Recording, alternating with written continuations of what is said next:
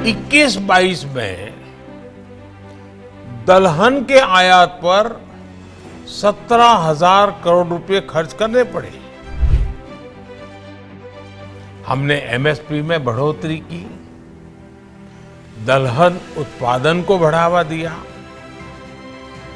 जब तक हम एग्रीकल्चर सेक्टर से जुड़ी चुनौतियों को दूर नहीं कर लेते, संपूर्ण विकास का लक्ष्य हासिल नहीं हो सकता। सरकार देश के नागरिकों की थाली में सस्ती और गुणवत्तायुक्त स्वादिष्ट दाल उपलब्ध कराने के लिए प्रतिबद्ध है।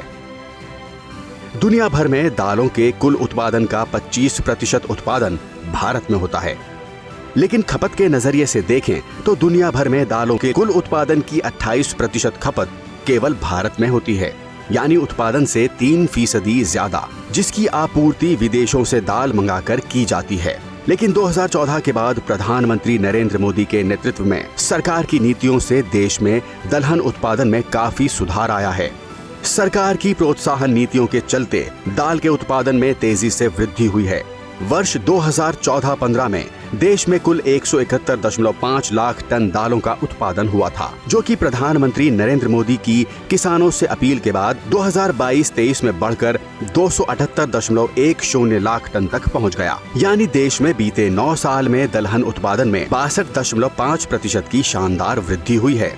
सरकार ने हाल में दलहन किसानों के लिए न्यूनतम समर्थन मूल्य में बढ़ोतरी के साथ दलहनों की सरकारी खरीद में बढ़ोतरी की पहल की है। इससे किसानों में दलहन उत्पादन के प्रति एक नया उत्साह जगा है। बेकार पड़ी कृषि भूमि को सुधार कर उसे दलहन फसल के योग्य बनाया जा रहा है। साथ ही किसानों को तकनीकी सुविधाएं देकर उन्हें दलहन की खेती के लिए प्रोत्साहित भी किया जा रहा है।